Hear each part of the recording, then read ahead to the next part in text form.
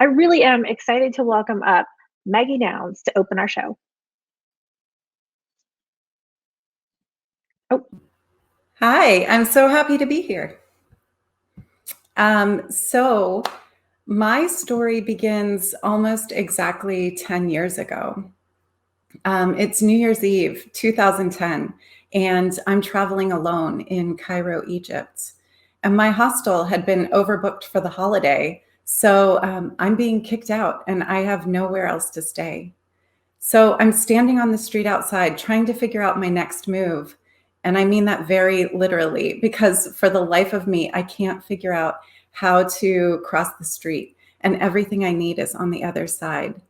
And if you've never been to Cairo before, the traffic is madness. It's complete chaos.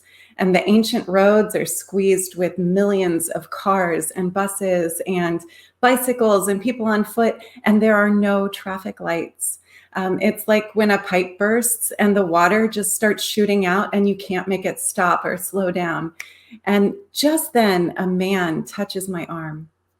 So I look over at him, and he's about my height, and he's bald and wearing this long, loose jalabaya, this robe. And he kind of looks like an upside down light bulb. And he says to me, "There's a trick." And I say, "Oh, yeah? Please tell me." And he says, "Close your eyes and pray to Allah." And then he kind of giggles and he motions for me to follow him. And I do. I follow this man into moving traffic. And it's almost biblical the way the traffic parts for us. And we slide through the street. And once we're on the other side, we get to talking. The man's name is Rami. And when I tell him my situation, Rami invites me to stay with his family in Giza. And that sounds really good because at this point, I've been backpacking solo for 6 months on a very small budget, staying at like hostel dorms and sometimes sleeping at bus stations and on long haul trains. So staying at an actual house with a real family sounds really appealing. And so just like with the traffic, I go with the flow. And we travel to his house in Giza. And I meet Rami's family, but we don't speak the same language. So communication is a little difficult. And Rami's mother presses pita bread into my hand, and it's warm. And instantly, I feel cared for in a way that I haven't in a very long time. And what Rami's family doesn't know is that on the other side of the world, back home in Ohio, my own mom is dying. And she had been diagnosed with early onset Alzheimer's disease almost a decade earlier. And her decline was rapid. And she wasn't the kind of person who would have wanted me to sit by her side and watch her decline. My mom placed a lot of importance on appearance, and she always wanted to be perfect. Like she was the person who would wake up early to do her hair and always wore Revlon poppy silk red lipstick, even if it was just to drive me to school. And as she approached the final stages of the disease, I felt like I was stuck in this maze, just wandering around, and I couldn't find a way out.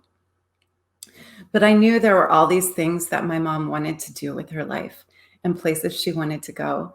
And she put those things off to raise a family. And she thought there would be time, but there wasn't.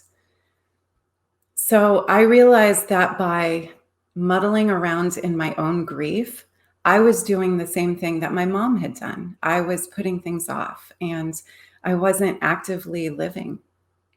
So I imagined what my mom would want for me and what she would do if she had another chance. And that's exactly what I did. I sold all of my things and I quit my job and I set out to backpack around the world to complete my mom's bucket list. I backpacked for 3 months in South America and then 3 months in Africa, which brought me to Egypt and then to Rami's house. And that day that I met Rami, my dad had just emailed me to say that my mom had been moved into hospice care. And the thing about Alzheimer's is that it makes a person's body forget everything. even the most basic systems. And so my mom's body was at a point where she no longer remembered how to swallow, which meant she wasn't receiving any sustenance, and it wouldn't be long before she starved.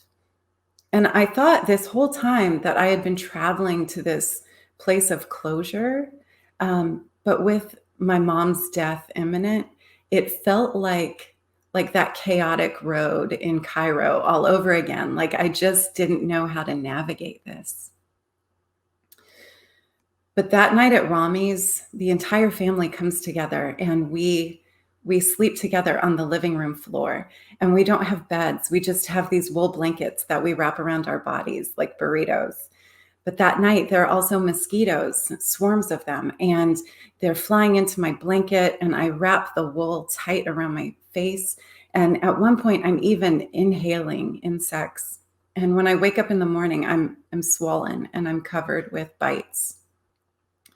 Rami's sister Raina suggests to me that I take a shower, and that sounds magical because it had been months since I had had a real shower.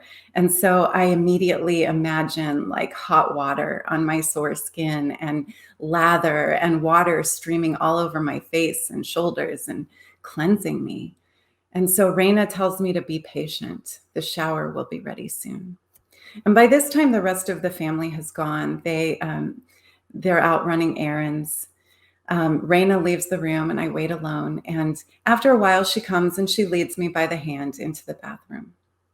And in the bathroom, there's a toilet and there's a bathtub. But the bathtub is full of like plastic chairs and dishes and boxes, and I don't see a shower. Stand here, Raina says, and she positions me near the toilet. And I notice the floor is tile and it's kind of tilted toward a drain by the toilet. And Raina leaves and she comes back hoisting this big metal pot of water. And she puts the pot on the floor, shuts the door, and instructs me to remove all of my clothes.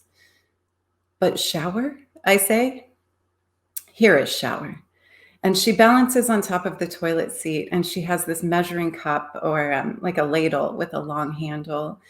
And I do what she tells me. I take off my clothes, and one cup at a time, she pours water on my head. And it's almost boiling, and my flesh stings. And then she starts to sing in Arabic, and it's a really beautiful song as she puts water on my body. My mom is dying, I tell her. Everybody dies, Raina says. And that's true. But not everybody is my mom. And I'm so vulnerable in this moment, naked and being cared for by this girl I barely know. And all I want in the whole world is for my mom to hold me again. And Raina dribbles shampoo on my head, and she combs her fingers through my hair.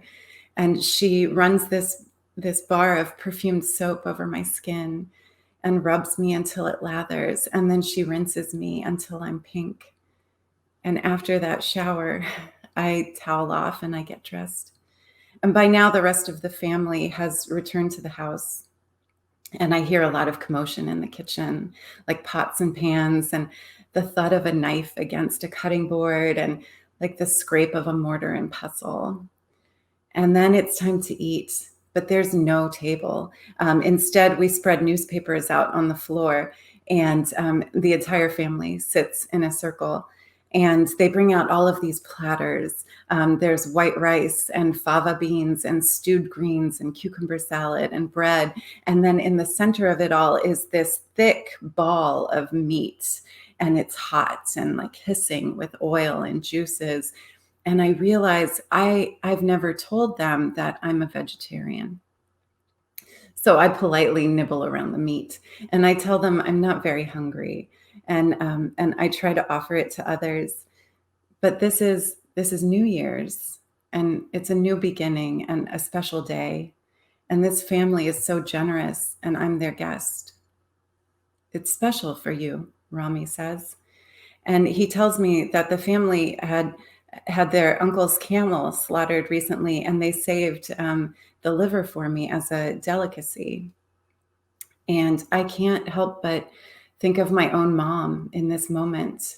And as this family is nourishing me and offering me sustenance, I can decide whether or not to accept the food, but my mom no longer has that choice. And so I take the camel, and everyone in Rami's family is watching me. And I take a bite and I close my eyes as I chew. And the camel tastes very dark and heavy, and it tastes like iron, and it tastes like blood, but it also tastes like a gift. Thank you.